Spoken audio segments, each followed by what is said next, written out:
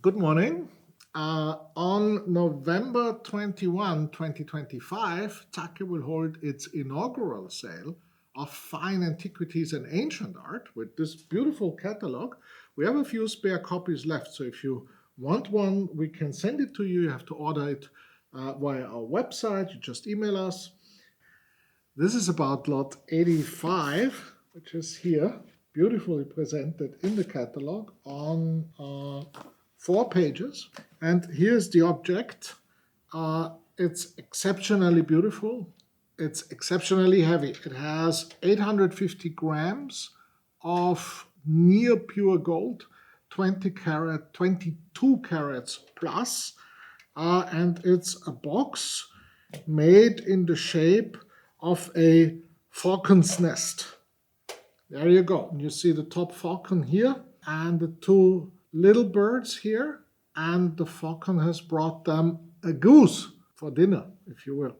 And it's extremely finely executed. The details of the nest here with all these little branches and everything. And so we'll have a little look at the metallurgy. So as I said, we have measured gold alloys in 3 areas, and we're looking at 88 to 92% gold versus 5 to 6 silver and 3 to 6 copper. And the interesting thing about this is in ancient furnaces, the temperature wasn't high enough to create a homogenic gold alloy.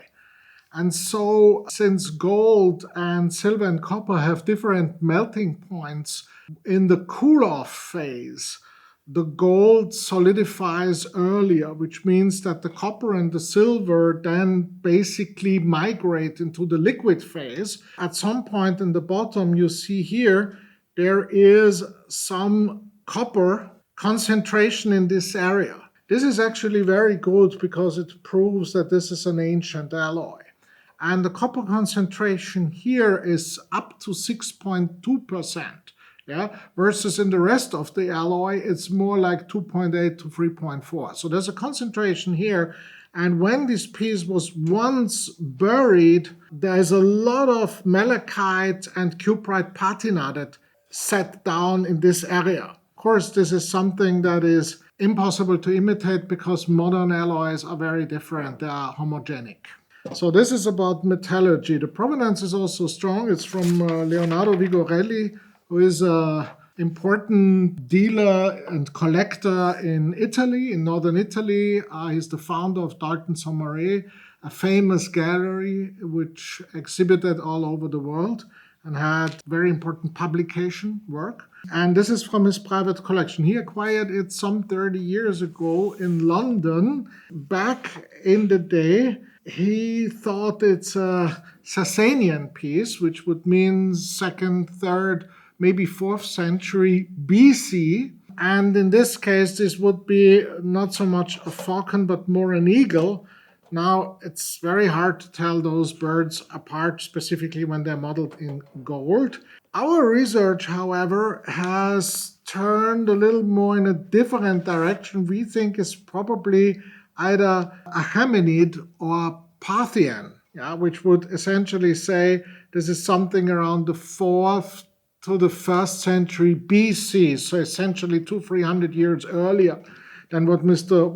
Vigorelli thought. The reason for that is that in the British Museum there is a group of eagle sculptures from the ACHAEMENID period, 5th to 4th century BC, and there is one eagle that is closely related to this one. Very, very similar. The modeling, the alloy, the position, the size, and several other features. So this is the closest we could find from a significant number of the pictures, which all show eagles in one way or the other. We're looking at gold clasps, belt buckles, coins, gold discs, amulets, pendants, figures, and they all have the same subject. But the box, of course, is much larger, much heavier, and a very, very important work of art. The literature comparison shows also a gold fish from the ACHAEMENID Empire, which is larger, 25 centimeters. So this proves that they have made very large gold objects as well, not only small figures, amulets, and pendants. Yeah? So overall, we're looking at a gold value here of approximately 80,000 euros, give or take. Of course, no one's ever going to melt that, but just saying. We started at 40,000. With an estimate of 80, so there's very little risk in bidding right now because you're essentially bidding only below the gold value. But of course, this is a museum piece, and so if you can acquire it, I wish you the best of luck in the auction and hope to see you there.